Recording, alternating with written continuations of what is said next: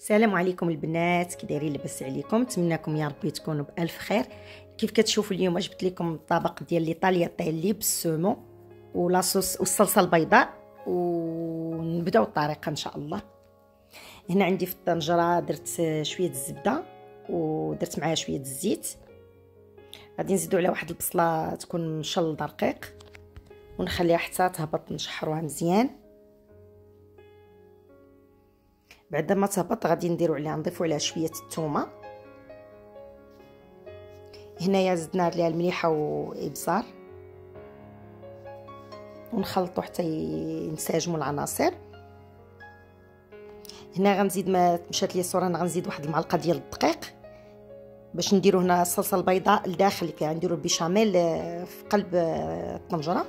هنا درت معلقه دقيق، غنخليها حتى طيب شويه حيت كاينه دجاج الزبده، وغنزيدو عليها واحد الكاس كبير ديال الحليب ونخلطو مزيان. نبقاو نخلطو باش ما يتحرقش لينا الخليط. هنايا غادي نزيد واحد شويه د الماء لان كان خطرات شويه، بغيت نزيد الحليب. هنا عندكم تزيدوا الحليب ولا الماء، انا زدت غير الماء. غنخلطهم مزيان ثاني حتى ينسجموا. وهنا راه درت الماء يغلي باش نوجد لي طالياتيلي ديالي باش نطيبهم. هنا راه عندي شويه السومو حتى هو. هنا ثاني عندنا واحد الاضافه، اللي بغى يزيد هنايا الكريمه السائله يزيدها، اللي ما بغاش، انا كان عندي شويه موفره قلت اجي نزيدها. هي اللي ما بغيتوش تزيدوها راه الحليب يعني هذيك البيشاميل راه كافيه. هنا غنديروا شويه القزبر وشويه الفرomاج هذا والسومو، وغنزيد شويه القزبر ومعدنوس.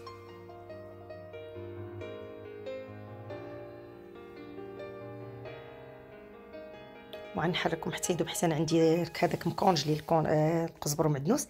غادي نزيد هنايا شويه الجبن مبشور. هنا اللي بغيتو اي نوع ديال الجبن عندكم، انا هنا درت الايضان محكوك. غنخلطو شويه حتى يذوب. انت كيعطي واحد التعليكه زوينه، حتى هو اللي بغى يديرو ما بغاش ماشي ضروري. انا كنوريكم تشوفوا على تعليكه كتكون فيه بالفرomاج.